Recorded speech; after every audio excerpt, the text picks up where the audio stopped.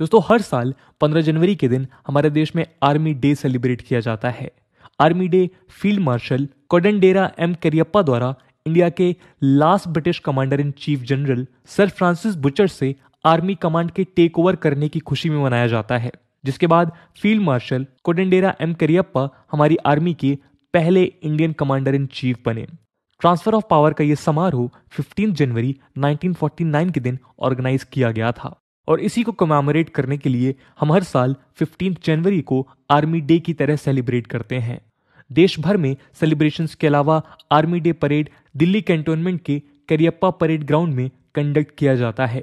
इस दिन को उन वैलियंट सोल्जर्स को भी डेडिकेट किया जाता है जिन्होंने देश और इसके नागरिकों की सुरक्षा के लिए अपनी जान गंवा दी। दोस्तों, आज आर्मी डे सेलिब्रेट करते हुए हमारी इस वीडियो का मकसद है आपको इंडियन आर्मी के उस जर्नी से अवगत कराना जो इतिहास के पन्नों में दर्ज है।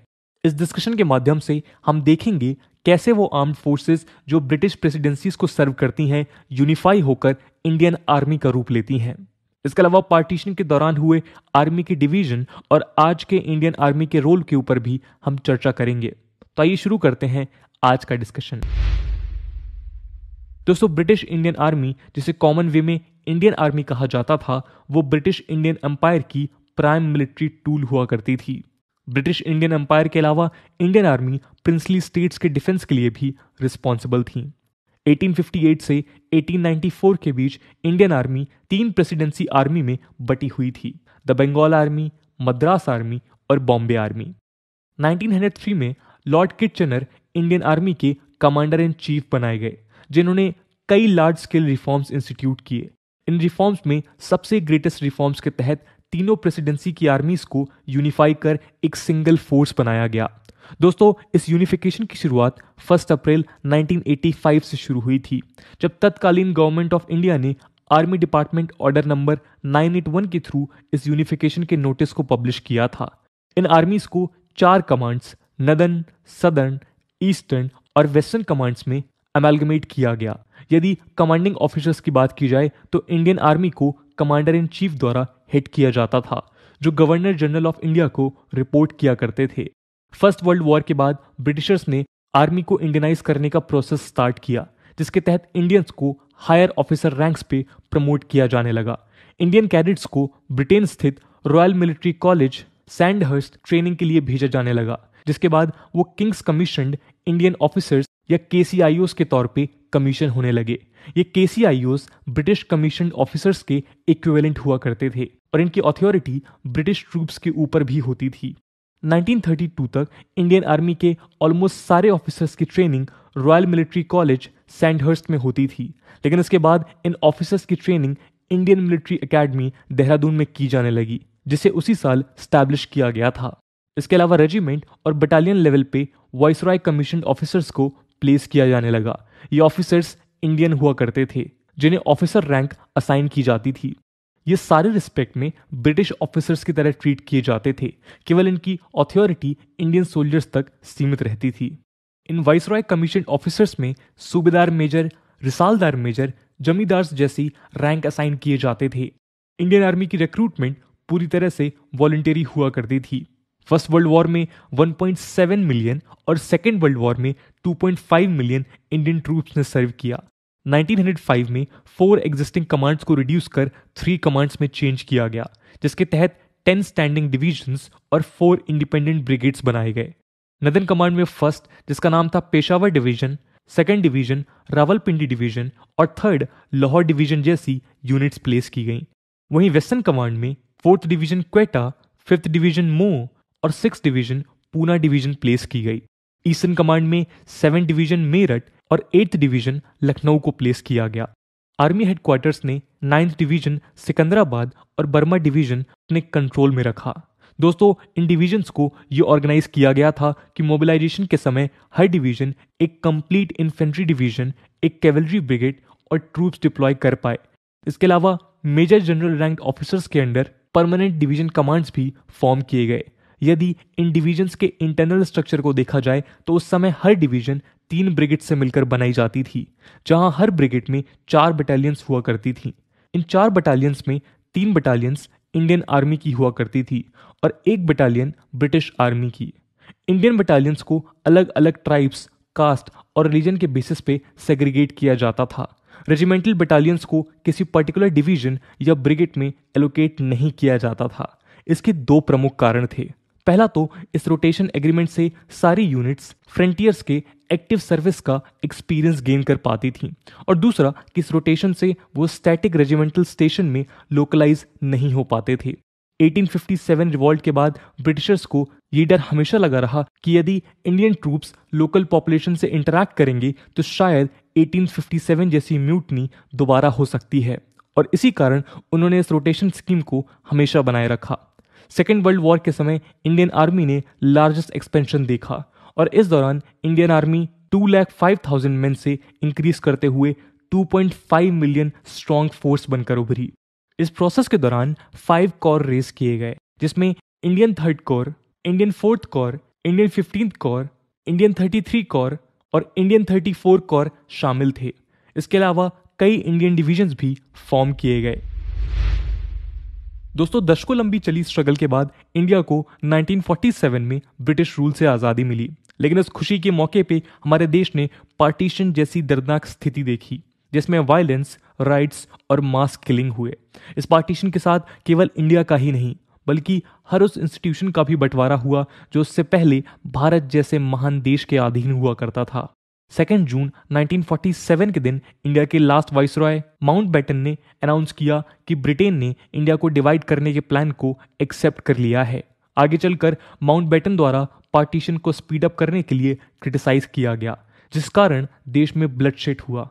माउंटबेटन द्वारा इंडिपेंडेंस की डेट 15 अगस्त अनाउंस करने के बाद ब्रिटिश ट्रूप्स को उनके बैराक्स में विथड्रॉ कर लिया गया और लॉ एंड ऑर्डर को मेंटेन करने की रिस्पॉन्सिबिलिटी इंडियन ट्रूप्स को सौंप दी गई।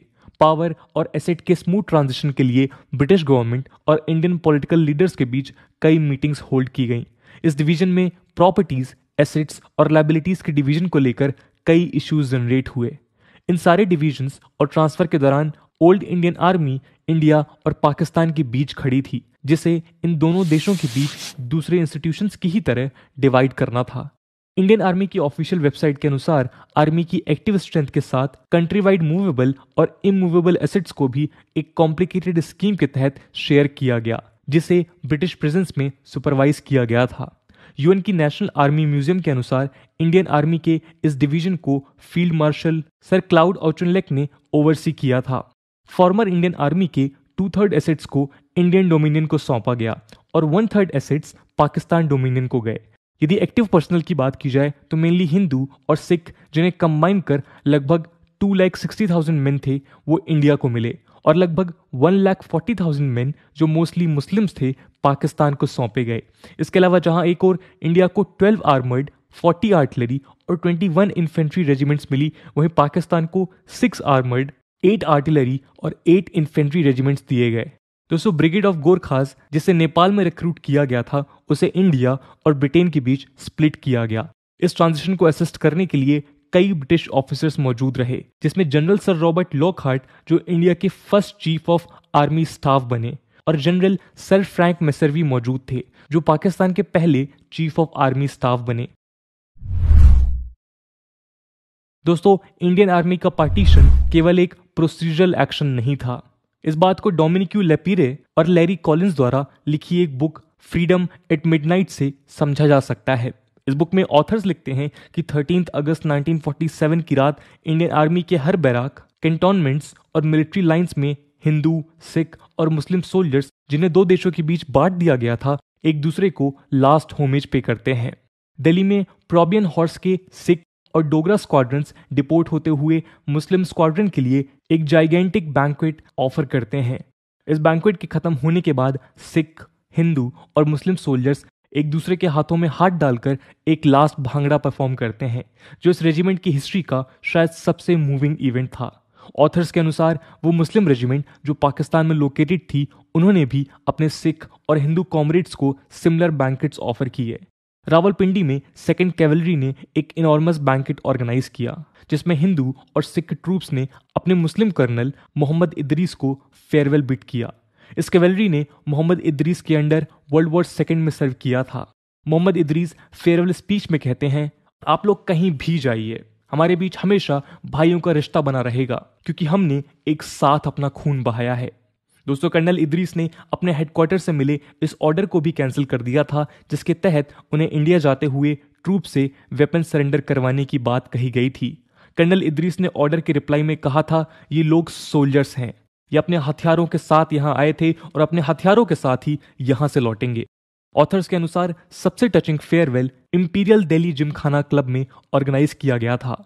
उदासी और अनरियलिटी भरे इन्वायरमेंट में सोल्जर्स एक दूसरे से आखिरी बार अपनी कहानियां शेयर करते हैं। कहानियां आर्मी मेस की, डेजर्ट की, बर्मा के जंगल्स की, जहां उन्होंने एक दूसरे के साथ कई बैटल्स लड़ी। इस फेयरवेल इवेंट के अंत में ब्रिगेडियर करियप्पा एक स्पीच देते हैं।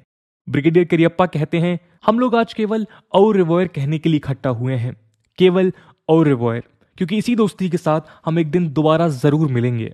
जब तक हमारा इतिहास एक दूसरे से जुड़ा हुआ है तब तक हमारी डेस्टिनी भी एक साथ जुड़ी रहेगी।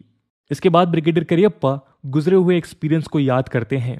हम आज तक भाई बने रहे, हम हमेशा भाई बने रहेंगे और वो महान साल जो हमने एक दूसरे के साथ गुजारे हैं वो कभी भूले नहीं जाएंगे। दोस्तों, आगे चलकर 1949 में ब्रिगेडियर करियप्पा हमारे देश के पहले इंडियन कमांडर इन चीफ बने और इसी इवेंट को कोमेमोरेट करते हुए हम आज आर्मी डे सेलिब्रेट करते हैं। दोस्तों, आज इंडियन आर्मी ऑपरेशनली और जियोग्राफिकली 7 कमांड्स में डिवाइडेड है, जहां बेसिक फील्ड फॉर्मेशन के तौर पे डिवीजन को प्लेस किया गया है। डिवीजन लेवल के बिलो परमानेंट रेजिमेंट्स प्लेस्ड हैं जो अपनी रिक्रूटमेंट और ट्रेनिंग के लिए आज खुद रिस्पॉन्सिबल हैं। इंडियन आर्मी आज एक ऑल वॉलंटियर फोर्स है जो देश के एक्टिव डिफेंस पर्सनल का 80% कॉम्प्रोमाइज करती है। 12,37,000 से ज्यादा एक्टिव ट्रूप्स और 9,60,000 रिजर्व ट्रूप्स के साथ इंडियन आर्मी आज वर्ल्ड की लार्जेस्ट स्टैंडिंग आर्मी है। अपनी आर्मर्ड, आर्टिलरी और एविएशन ब्रांचेस को अपग्रेड करने के साथ आर्मी ने इन्फेंट्री मॉडर्नाइजेशन प्रोग्राम भी इनिशिएट किया है जिसे futuristic infantry soldier as a system यानी FINSAS नाम से जाना जाता है। दोस्तों, इंडियन आर्मी का प्राइमरी मिशन देश की national security, national unity ensure करना है, जिसके साथ वो देश को एक्सटर्नल एग्रेशन और इंटरनल थ्रेट से भी प्रोटेक्ट करती है। इसके अलावा इंडियन आर्मी नेचुरल कैलेमिटीज और दूसरे डिस्टर्बेंसेस के दौरान ह्यूमैनिटेरियन रेस्क्यू ऑपरेशंस कंडक्ट करती है। इंडियन आर्मी ने खुद को एक प्रोफेशनल फोर्स साबित करते हुए इंडिया की डिप्लोमेसी को सपोर्ट प्रोवाइड किया, जिसके तहत आर्मी कई पीस टाइम एक्सरसाइजेज में पार्टिसिपेट करती है। साथ ही United Nations peace keeping mission में इंडियन आर्मी आज एक एक्टिव पार्टिसिपेंट है। तो दोस्तों, ये थी कहानी इंडियन आर्मी की जर्नी की। दोस्तों, आज आर्मी डे के अवसर पर स्टडी IQ उस हर एक सोल्जर को श्रद्धांजलि देता है जिसने हमारे देश की सेवा में अपने प्राण न्यौछावर कर दिए। आज की वीडियो के लिए इतना ही। आई होप आपको वीडियो पसंद आई होगी। मिलते हैं अगले वीडियो में, तब तक के लिए जय हिंद, जय भारत।